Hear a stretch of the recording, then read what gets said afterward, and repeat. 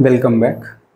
हम लोग इलेक्ट्रोस्टैटिक्स कर रहे थे ऑनलाइन ज्ञानी प्लेटफॉर्म पे। इस प्लेटफॉर्म पे ही हम लोगों ने, आप इसको क्या करिए, सारे टॉपिक्स पढ़ लिए इलेक्ट्रोस्टैटिक्स के। लगभग हम लोग आज जो है इलेक्ट्रिक फील्ड के लास्ट टॉपिक पे रहेंगे। तो आइए देखते हैं लास्ट टॉपिक हमारा इलेक्ट्रोस्टैटिक्स का क्या रह गया था। हम लोग देख रहे थे कि जो इलेक्ट्रिक डाइपोल था उसके कारण अगर हम डाइपोल के एक्सिस पे इलेक्ट्रिक फील्ड अगर हमको निकालना था तो उसकी वैल्यू क्या आती है। हमने बताया था आपको कि अगर हमारे पास दो चार्ज है जो कि क्या हों, इक्वल हों, किसमें, मैग्नीट्यूड में, लेकिन क्या हों, अपोजिट साइन के हों।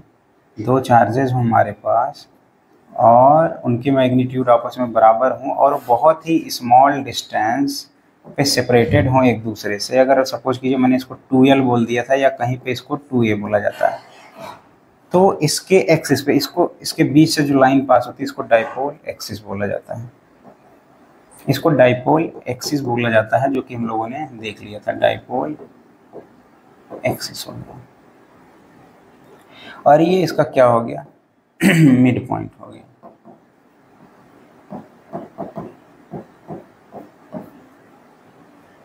ये इसका मिड पॉइंट हो गया, जहां से जिसको सेंटर ऑफ डाइपोल भी बोलते थे। इसी मिड पॉइंट को, इसी को क्या बोलते थे हम, सेंटर ऑफ डाइपोल। और सारे मेजरमेंट हम यहीं से करते थे। लेंथ का कोई भी मेजरमेंट हो आप यहाँ से देख भी सकते हैं। सारे मेजरमेंट्स हमने क्या कहाँ से किए थे, डाइपोल के मिड पॉइंट से। अब हमने पहला जो देख लिया था, electric field at a point on the axial line of dipole. अगर ये एक्सियल लाइन पे जो दोनों चार्जेस को मिलाया, उस एक्सियल लाइन पे, ये देखिए पी पॉइंट पे हमको डाइपोल निकालना था, ये इसके एक्सिस पे, यानी कि अगर इसके एक्सिस पे निकालना था तो क्या डाइपोल की वैल्यू होगी। अब हम लोग देखते हैं कि अगर हमको जो है इक्वेटोरियल प्लेन पे निकालना हो, इक्वेटोरियल प्लेन क्या होता है, ये तो एक्सियल प्लेन एक्सिस पे निकालना था। इक्वेटोरियल लाइन कौन सी हो जाएगी, यही दो चार्जेस माइनस क्यू,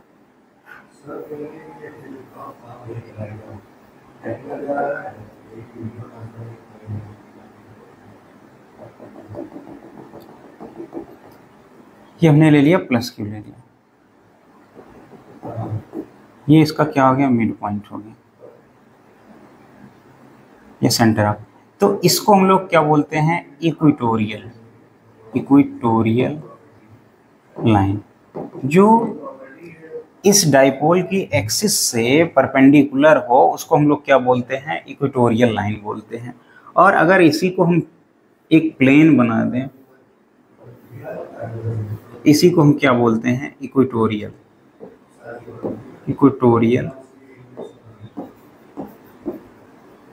प्लेन हो गया। ये इक्वेटोरियल, ये हमारा क्या हो गया, इक्वेटोरियल प्लेन हो गया। तो इसी पे हमको इक्वेटोरियल एक्सिस पे ही किसी पॉइंट पे हमको क्या निकालना है, इस बार पी पॉइंट पे, तो इक्वेटोरियल पॉइंट पे। तो वही आज हमारा जो टॉपिक है कि वो है electric field at a point on equatorial lines of the dipole, equatorial line of dipole. ये देखिए इक्वेटोरियल लाइन पे हमको निकालना है। तो आइए देखते हैं इसको कैसे निकालेंगे और इसके बारे में हम लोग, इसका क्या फॉर्मूला आएगा वो देखेंगे।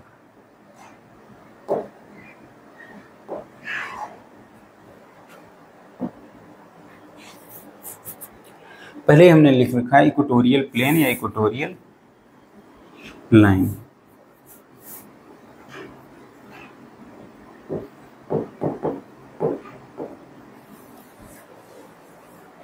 लेते हैं हम लोग। सबसे पहले तो हमारा काम क्या है, डाइपोल को ही लेना है। तो सबसे पहले हम क्या करेंगे, डाइपोल को ही ले लेते हैं। ये हमने ले लिया माइनस क्यू, ये हमने ले लिया प्लस क्यू, ठीक है। ये हमारा डाइपोल हो गया। इसके बीच का जो लेंथ हो गया वो कितना हो गया, 2L हो गया, या 2A कोई भी लेता है, ये लेंथ हो गया। ये डाइपोल का मिड पॉइंट है। इससे हमको क्या करना है, किसी इक्वेटोरियल पॉइंट P पे हमको क्या निकालना है, इलेक्ट्रिक फील्ड। अब सोचो माइनस क्यू के कारण इस पे जो होगा इलेक्ट्रिक फील्ड की डायरेक्शन क्या हो जाएगी, E माइनस क्यू, इधर हो गया। इसके कारण देखिए इस पॉइंट पे चूंकि पॉजिटिव है तो इलेक्ट्रिक फील्ड की डायरेक्शन क्या हो जाएगी, ये हो गई ई प्लस क्यू के कारण हो गई। ये क्या हमने किया है, इस लाइन को हमने मिला दिया इसके मिड पॉइंट से, इसको हमने मिला दिया मिड पॉइंट से। अब अगर ये थीटा है, ठीक है, अब हमको निकालना है कि net electric field P point पे कैसा होगा। तो इसको हम लोग कैसे, दो तरीके से कर सकते हैं। एक तो पैरेललोग्राम लॉ से भी कर सकते हैं कि ये दोनों क्या करें, पैरेललोग्राम फॉर्म करें और उससे निकालें। दूसरा सबसे सिंपल मेथड है कि इसको हम लोग क्या करें, कंपोनेंट मेथड में ब्रेक कर लें, जैसा कि हमने जो है वादा भी किया था कि आपको कंपोनेंट मेथड सिखाएंगे। तो कंपोनेंट मेथड करने के लिए आप क्या करेंगे, इस पॉइंट पे हमने क्या किया, एक्सिस मान ली, ये देखिए हमने क्या किया, ड्रॉ कर दिया, ठीक है, ये हमारी एक्स एक्सिस वाई एक्सिस यहाँ पे कर दिया। अब इनके क्या करने हैं, कंपोनेंट करने हैं। ई माइनस क्यू के जब कंपोनेंट करेंगे, अगर ये थीटा है, अगर ये थीटा है, अगर ये थीटा है तो देखिए ये थीटा है तो ये क्या होगा, ये थीटा होगा, ये थीटा होगा तो ये थीटा हो जाएगा, ठीक है, ये थीटा हो जाएगा। जब ये थीटा हो जाएगा, ये वाला थीटा हो जाएगा इसका, इसके दो कंपोनेंट होंगे, ये इधर है, ये क्या हो गया, ये कंपोनेंट है। इधर जिसकी तरफ थीटा होता है उसकी तरफ कौन सा कंपोनेंट चला जाता है, e plus q cos theta, और परपेंडिकुलर कहाँ चला जाएगा, ई माइनस क्यू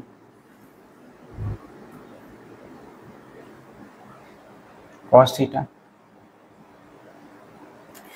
सॉरी यहाँ e minus q, e plus q sine theta इधर आ गया। ये जो कंपोनेंट इसका इस पे आया, ई माइनस क्यू साइन थीटा आ गया। वैसे ही इसको जब हम दो कंपोनेंट में ब्रेक करेंगे, इसको जब ब्रेक करेंगे तो इधर क्या चला जाएगा, e minus q cos theta, और इधर जो कंपोनेंट आ जाएगा इसका ई माइनस क्यू साइन थीटा। जो हमारे पास दो कंपोनेंट बचे, जो नेट इलेक्ट्रिक फील्ड आ रहा है वो किस डायरेक्शन में आ रहा है, इस डायरेक्शन में आ रहा है, जबकि डायपोल की डायरेक्शन क्या है, ये डायपोल की डायरेक्शन होती है नेगेटिव चार्ज से पॉजिटिव चार्ज की तरफ। अब चूंकि दोनों चार्जेस का मैग्नीट्यूड डायपोल में सेम होता है तो ये देखिए, ये परपेंडिकुलर कंपोनेंट क्या है, e minus q sine theta, e minus q, e plus q sine theta और e minus e minus q sine theta क्या हो जाएंगे, एक दूसरे को कैंसिल कर देंगे क्योंकि परपेंडिकुलर हैं, अपोजिट हैं, कैंसिल कर देंगे तो हमारे पास जो नेट बचेगा इलेक्ट्रिक फील्ड, जो ई नेट बचेगा हमारे पास, वो क्या हो जाएगा, e minus q cos theta plus, दोनों एक ही डायरेक्शन में है, e plus q cos theta. क्योंकि दोनों का मैग्नीट्यूड सेम है तो क्या हो जाएगा, 2e कॉस थीटा हो जाएगा। इसी को हम लोग अगर देखें, जो हमने पीपीटी बनाई है उसमें अगर इसी को देखें, ये ध्यान से देखिएगा, वहाँ पे इन्होंने क्या किया, माइनस क्यू को इधर लिया हुआ है, प्लस क्यू को इधर लिया हुआ है, इनके बीच का डिस्टेंस ये देखिए परपेंडिकुलर कंपोनेंट। अगर ये देखिए ये थीटा था तो ये थीटा बना, ये थीटा था तो ये थीटा बना, ये हो गया अल्टरनेट एंगल्स हो गए, इसके बन गया। तो इसको जब इन्होंने कंपोनेंट में ब्रेक किया, एक परपेंडिकुलर कंपोनेंट चला गया, देखिए ई प्लस क्यू को जब किया तो ये कहाँ चला गया, ये जो है इसके परपेंडिकुलर कंपोनेंट में चला गया ये, और ये क्या हो गया इसका, बस हमारा क्या हुआ था, माइनस इधर लिया था तो ये सारी चीज़ें इधर आ गई थी। जब इसको ब्रेक किया था तो एक कंपोनेंट इधर, एक कंपोनेंट इधर, तो ये दोनों कंपोनेंट क्या आ गए थे, एक डायरेक्शन में आ गए थे। तो फाइनल जो हमारे पास आ गया था, ये देखिए आ गया था। अब जरा इन दोनों की वैल्यू रख के इसको सॉल्व करते हैं और देखते हैं क्या आता है।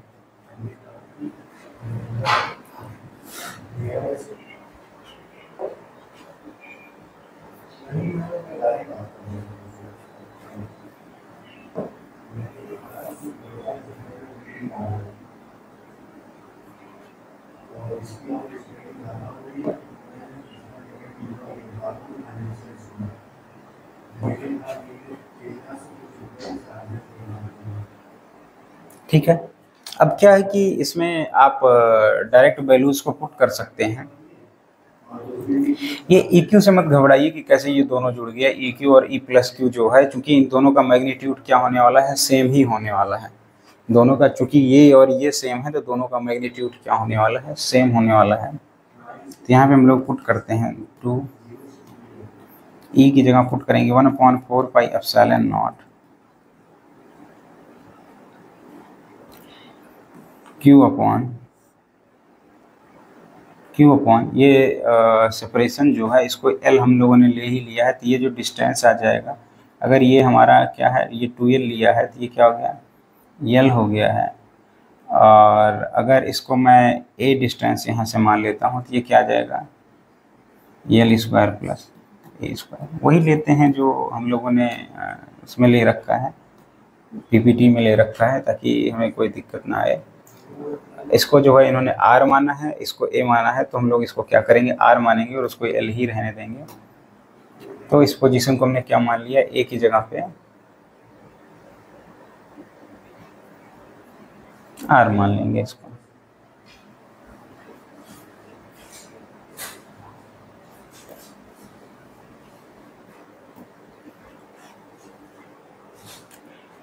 R मान लेंगे इसको।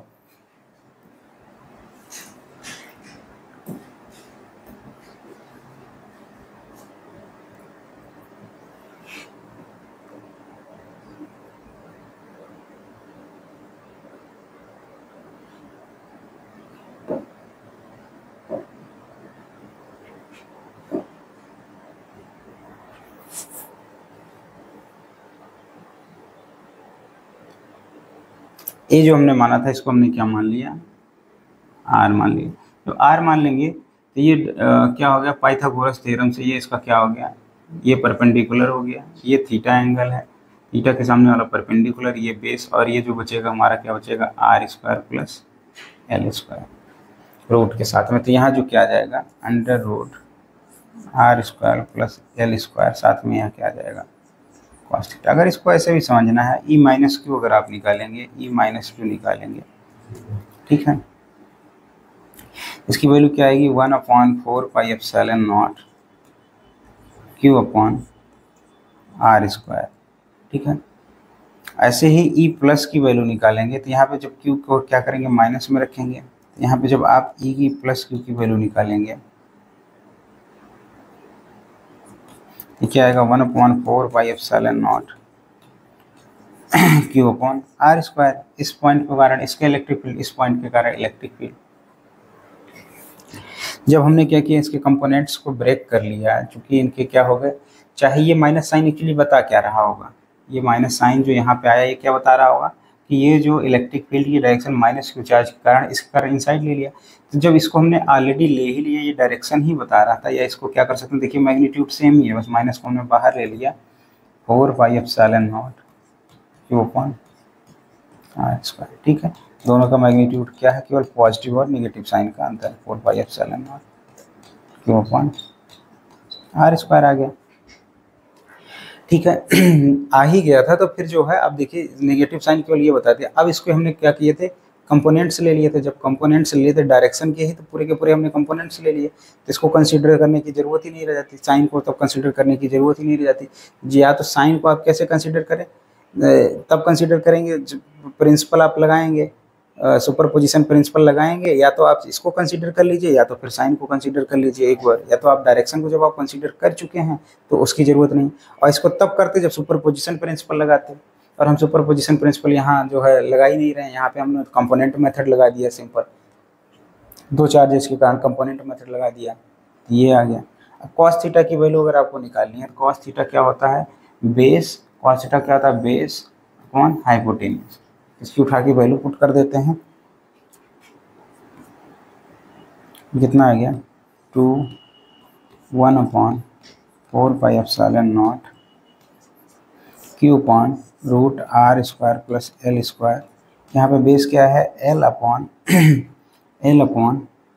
रूट R² प्लस L², ठीक है, ये हमने ले लिया, ये आ गया हमारा फाइनल।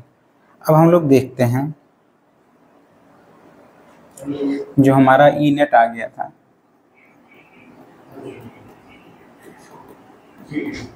आ गया था 2 टाइम्स 1/4 पाई एप्सिलॉन नॉट। यहाँ पे था हमारा Q upon root R square plus L square, साथ में यहाँ क्या था L upon R square plus L square, sorry यहाँ स्क्वायर था वो मैं छूट गया होगा।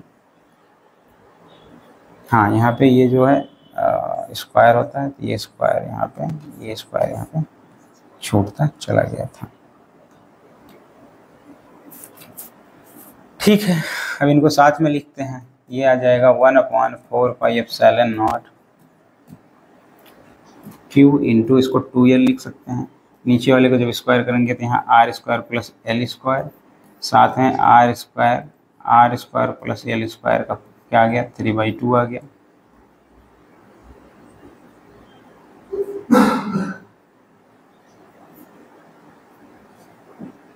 थ्री बाई टू आ गया।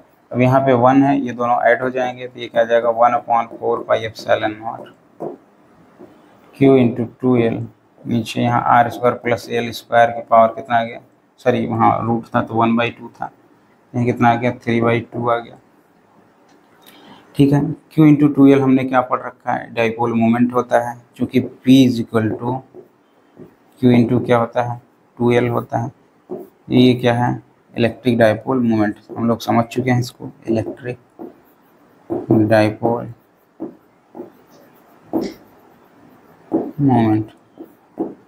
ठीक है, जैसे यहाँ पे हमने क्या किया, पुट किया तो क्या आ गया 1/4 pi epsilon naught P upon क्या आ गया R square plus L square की पावर कितना आ गया 3/2। क्योंकि जो R पॉइंट है, अभी अभी हमने देखा जो R पॉइंट था, मिड पॉइंट से जो ये R पॉइंट P का पोजीशन था, ये R जो है बहुत ग्रेटर देन जो ये 2L डिस्टेंस होता है, L और L, ये जो होता है L और L, ये दो बहुत शॉर्ट डिस्टेंस होता है। तो क्या होता है, चूँकि R ग्रेटर देन L है तो R स्क्वायर और ज़्यादा ग्रेटर देन L होगा, L स्क्वायर होगा, इसलिए हम L स्क्वायर को नेगलेक्ट कर देते हैं, नेगलेक्टिंग L स्क्वायर। ठीक है, ये आ गया हमारा 1/4 pi epsilon naught P upon R square की पावर 3/2, ये 2 से 2 कैंसिल हो गया, क्या आ गया 1/4 pi epsilon naught P upon R cube. अब चूंकि ये ध्यान से देखिएगा, जो हमारा इलेक्ट्रिक फील्ड की डायरेक्शन ये थी और डाइपोल की डायरेक्शन ये थी, तो कई बार इसको जो है ई नेट, इसके जो डायरेक्शन को बताया जाता है वो ऐसे भी लिखा जाता है, ई नेट जो लिखा जाता है minus 1/4 pi epsilon naught P upon, negative sign केवल डायरेक्शन बता रहा है कि ये जो इलेक्ट्रिक फील्ड आ रहा है वो डाइपोल के, ये जो हमारा डाइपोल है इसके क्या है अपोजिट डायरेक्शन में है। ठीक है, ये था हमारा छोटा सा डेरिवेशन। तो यहाँ पे हमारा जो इलेक्ट्रिक फील्ड से रिलेटेड टॉपिक था इलेक्ट्रिक डाइपोल, वो ख़त्म हो गया है। इसमें हमने 1 बाय 1 टॉपिक को देखा, सारे डेरिवेशंस को देखा। तो आप क्या करिए, इन वीडियो को पूरे के पूरे प्लेलिस्ट में कंटिन्यूएशन में यूज करिए। तो आज के लिए हम इतना ही रखेंगे। नेक्स्ट वीडियो में हम नीट में आए हुए कुछ न्यूमेरिकल्स को टेक ऑन करेंगे। टेक ऑन करके हम देखेंगे कि जो है किस तरीके से उन न्यूमेरिकल्स को भी हम क्या कर सकते हैं, ईजिली सॉल्व कर सकते हैं। तो आपके टाइम के लिए धन्यवाद।